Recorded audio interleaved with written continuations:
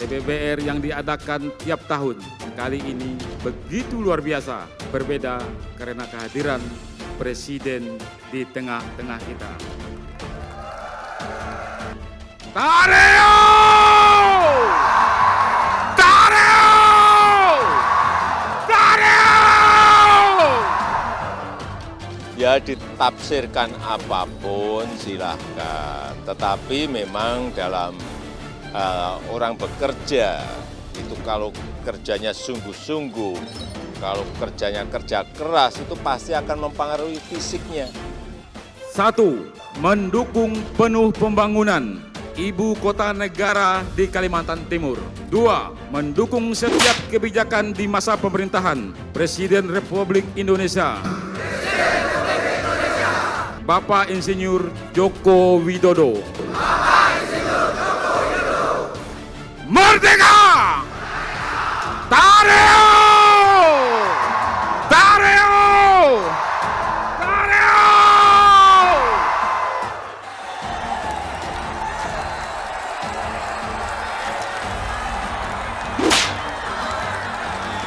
Ada itu.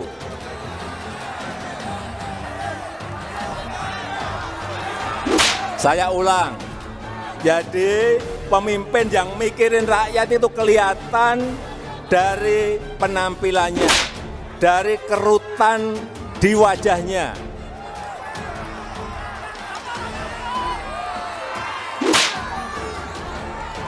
Kalau wajahnya celing, bersih, tidak ada kerutan di wajahnya, hati-hati. Lihat juga, lihat rambutnya. Wah, kalau rambutnya putih semua, nah ini mikir rakyat ini.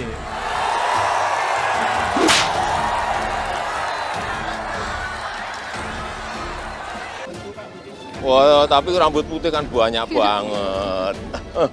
Pak Basuki itu rambutnya putih. Pak Hatta Rajasa rambutnya putih. Pak Ganjar juga rambutnya putih. Siapa lagi yang rambutnya putih? Prabowo enggak, Kak?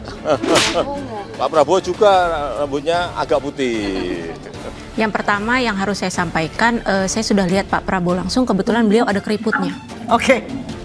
Jadi itu yang perlu menjadi catatan. Alhamdulillah Pak Prabowo ada keriputnya dan juga ada ubannya, meskipun tidak seluruhnya.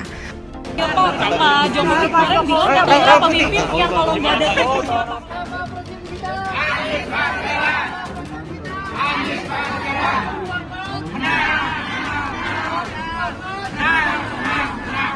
Siap berangkat? Siap! Berapa hari? 10 hari. 10 hari? Ya. Siap nggak? Siap! Bergerak jauh lebih cepat, segera ke lokasi, kemudian bisa bermanfaat. Dan tentu saja sampaikan salam sama warga untuk bisa lebih bersemangat.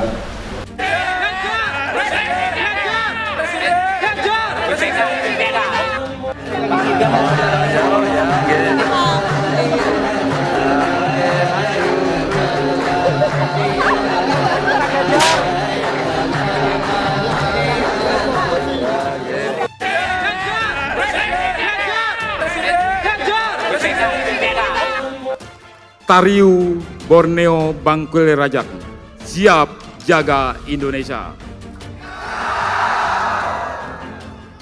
Pasukan Merah, kawal Pancasila.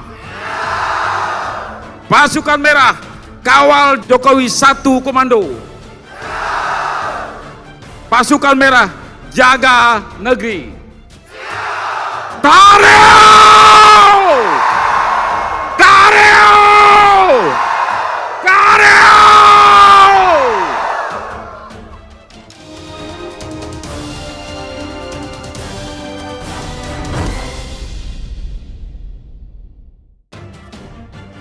Presiden Joko Widodo diserbu ribuan orang Dayak saat berkunjung ke Pontianak, Kalimantan Barat, Selasa 29 November 2022.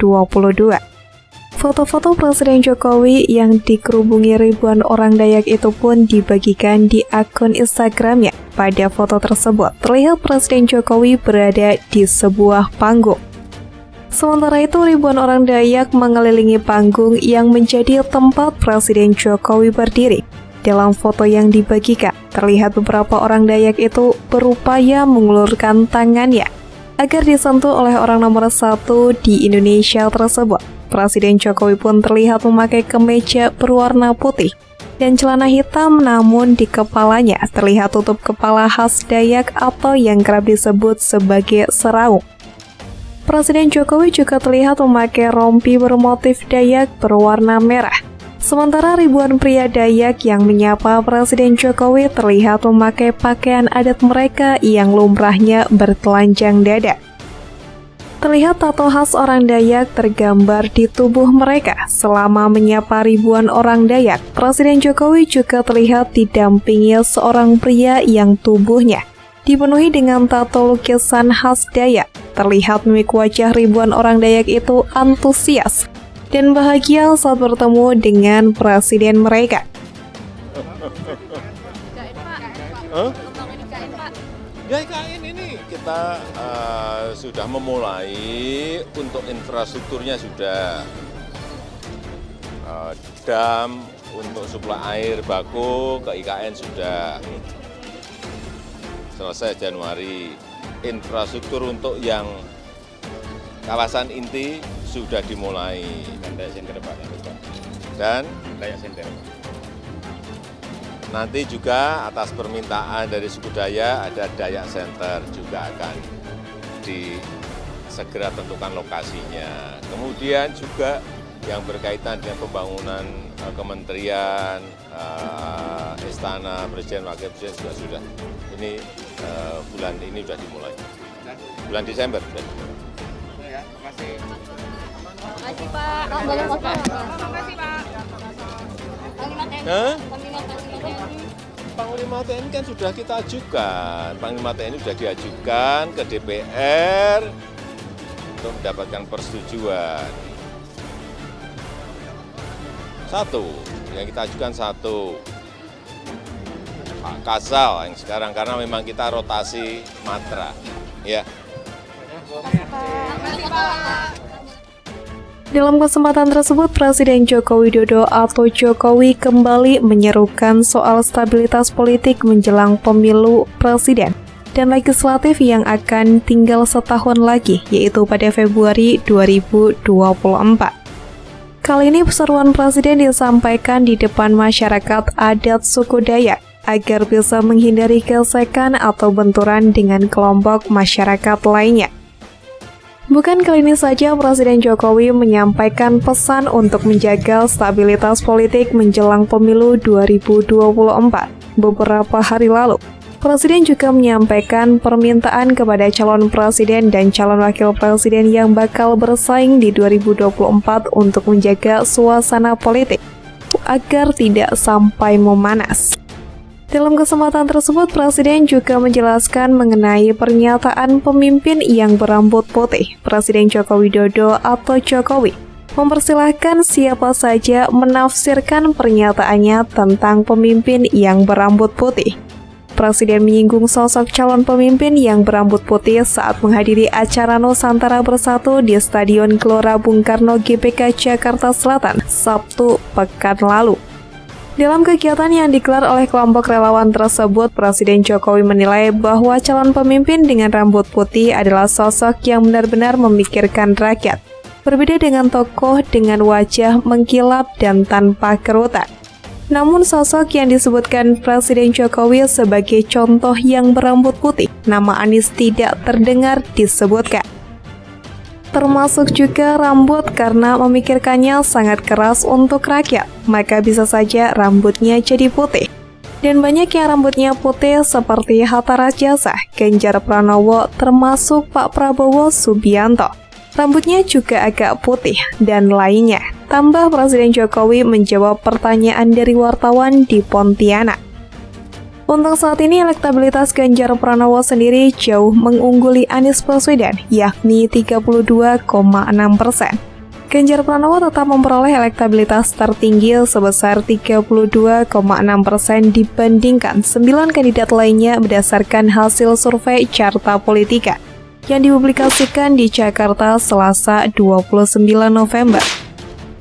Berdasarkan hasil survei yang dilakukan pada 4 hingga 12 November 2022, terhadap 1.220 responden dengan margin of error 2,83%, mantan Gubernur DKI Jakarta Anies Baswedan berada di posisi kedua dengan dukungan 23,1% dan Ketua Umum Partai Gerindra Prabowo Subianto mengantongi 22%. Para responden ditanya tentang siapa presiden yang mereka pilih dari 10 kandidat dalam survei tersebut. Ganjar Pranowo memiliki elektabilitas tertinggi dalam survei Carta Politika yang dipublikasikan 29 November. Sebanyak 7 kandidat lain yang termasuk dalam daftar survei tersebut mendapatkan dukungan kurang dari 10%. Mereka adalah Ridwan Kamil sebesar 5,6%, Agus Harimurti Yudhoyono hanya 3,5%, Sandiaga Uno 2%, serta Hovifah Indar Parawansa dan Puan Maharani masing-masing 1,6%. Dua kandidat lain yang menempati posisi 2 terbawah adalah Erlangga Hartarto 1,5% dan Erick Thohir 1,4%. Kemudian pada survei yang dilakukan oleh lembaga Saiful Mujani Research and Consulting atau SMRC merilis hasil survei elektabilitas bakal calon presiden pada Pilpres 2024. Hasilnya Gubernur Jawa Tengah Ganjar Pranowo tetap bertengger di puncak usai Anies Baswedan dideklarasikan Nasdem sebagai capres. Direktur Riset SMRC Denny Irvani menyampaikan elektabilitas Ganjar mencapai 26,7% pada pertanyaan semi terbuka. Kemudian disusul oleh Prabowo Subianto di bawahnya dengan 18,8%. Anies Baswedan hanya 17% dan tokoh-tokoh lainnya di bawah 4%. Bila pemilihan presiden diadakan ketika survei terakhir dilakukan, ada 3 nama yang mendapatkan dukungan paling signifikan. Ganjar Pranowo, Prabowo Subianto, dan Anies Baswedan. Nama-nama lainnya masih jauh tertinggal di bawah. Kata Denny dalam keterangannya, dalam simulasi 4 nama, Ganjar juga masih unggul di antara nama-nama lain, dengan perolehan dukungan mencapai 33,5%. Kemudian Prabowo Subianto 26,9%, lalu dan lagi-lagi Anies berada di bawah Ganjar Pranowo, hanya 24%. Sedangkan Puan Maharani di posisi terbawah dengan 3,4%. Dalam simulasi 3 nama, Ganjar Pranowo juga mendapatkan dukungan 33,5%, Prabowo Subianto 30%, dan Anies kembali di urutan nomor 3, yaitu 25,1%. Ganjar Pranowo paling disukai dibandingkan tokoh lain, disukai oleh 89% dari yang tahu. Tingkat ketidaksukaan Ganjar lebih positif dari Prabowo Subianto sebanyak 76% dan Anies Baswedan 75%, katanya. Lebih lanjut, Denny memprediksi elektabilitas Ganjar juga akan terus mengalami peningkatan jelang Pilpres 2024. Pasalnya dia menyebutkan saat tren popularitas Ganjar masih cenderung meningkat dibandingkan tokoh-tokoh lain. Dengan tingkat penerimaan yang positif, elektabilitas Ganjar diperkirakan masih akan terus mengalami kemajuan seiring kenaikan awareness pemilihan kepadanya, ujar Denny. Di depan saya tanyakan, Bapak Ibu dari mana? Dari Sintang.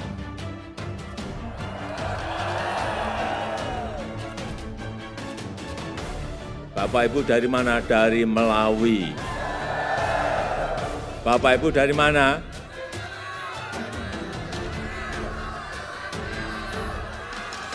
Dari Badau. Dari mana? Sakau. Nanga Badau. Dan dari sini kan tidak dekat, ada yang 8 jam, ada yang 4 jam, ada yang pagi-pagi tadi masih gelap subuh sudah sampai di sini, benar? Ini menunjukkan bahwa semangat Bapak Ibu dan saudara-saudara ada semangat yang tinggi.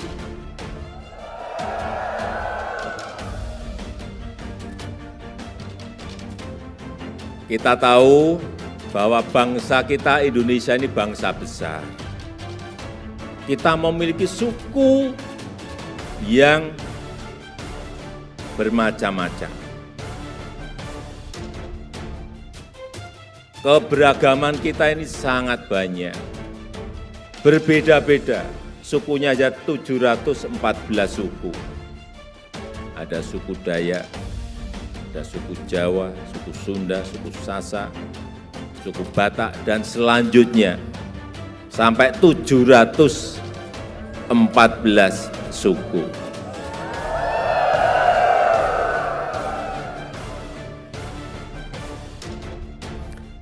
Suku Dayak sendiri, sub-sukunya juga banyak sekali. Saya nggak hafal semuanya, karena ada 406 sub-suku Dayak. Ada Dayak Iban, benar. Kalau keliru tolong dibenarkan. Ada Dayak Kanayan, ada Dayak Kayan, ada Dayak Lawangan, ada Dayak Kendayan, dan lain-lainnya saya nggak hafal semuanya. Karena ada 406 subsuku Dayak. Artinya apa? Betapa negara kita ini negara yang sangat besar sekali. Itu yang sering kita tidak sadar. Dan yang paling penting, pemimpin Indonesia sekarang, ke depan, dan ke depannya lagi, siapapun harus menyadari bahwa Indonesia ini beragam. Harus sadar mengenai keberagaman Indonesia yang berbeda-beda, yang beragam. Karena buat kita, keberagaman itu adalah kekayaan besar bangsa kita. Benar? Ini prinsip bagi pemimpin Indonesia siapapun, sebagai negara besar, kita harus menyadari mengenai keberagaman itu. Dan keberagaman, perbedaan itu adalah sebuah kekuatan, bukan kelemahan. Hati-hati. Keberagaman itu adalah kekuatan kita, bukan kelemahan kita. Oleh sebab itu, perbedaan itu bukan memecah belah. Perbedaan itu adalah kekuatan. Perbedaan itu bukan melemahkan, tetapi adalah menguatkan. Jadi jangan sampai karena kita berbeda suku, berbeda subsuku, menjadi kelihatan pecah belah. Justru karena kita berbeda-beda itulah menjadi sebuah kekuatan besar. Dan saya sangat senang hari ini saya melihat Bapak, Ibu, dan saudara-saudara sekalian mau merawat budaya kita, mau merawat budaya Dayak. Jangan dilupakan mengenai budaya, mengenai kebudayaan. Jangan dilupakan, kita harus bersama-sama merawat, bersama-sama menjaga, bersama-sama memelihara agar budaya kita ini tetap terawat dengan baik. Setuju? Setuju? Setuju? Yang ketiga, saya titip. Sebentar lagi tahun depan kita akan masuk ke tahun politik. Karena bulan Februari 2024 ini tinggal setahun. Ini akan ada pilihan legislatif dan pilihan presiden dan wakil presiden. Saya titip.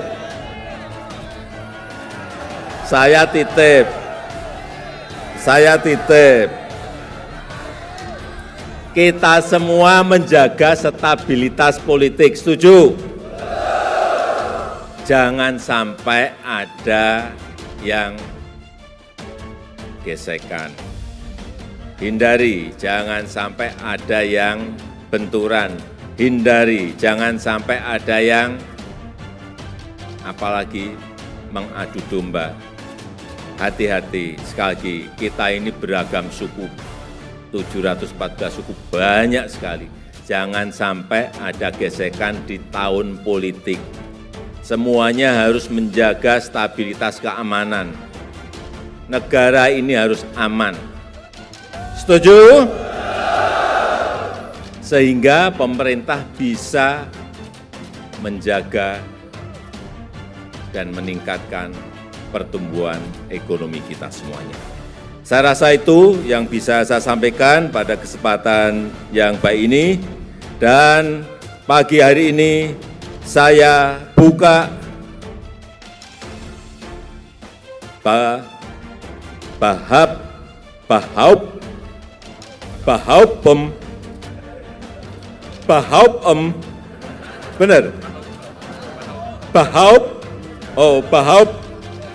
Bahaub Bide Bahana Tariu Borneo Bengkule Rajakeng.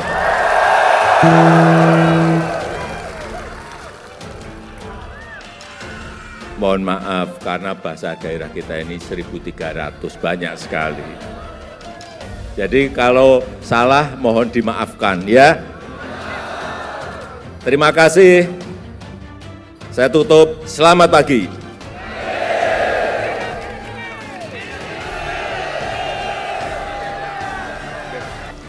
Tariu Borneo Bangkule Rajak, siap jaga Indonesia. Pasukan Merah, kawal Pancasila. Pasukan Merah, kawal Jokowi 1 Komando. Pasukan Merah, jaga negeri. Tariu!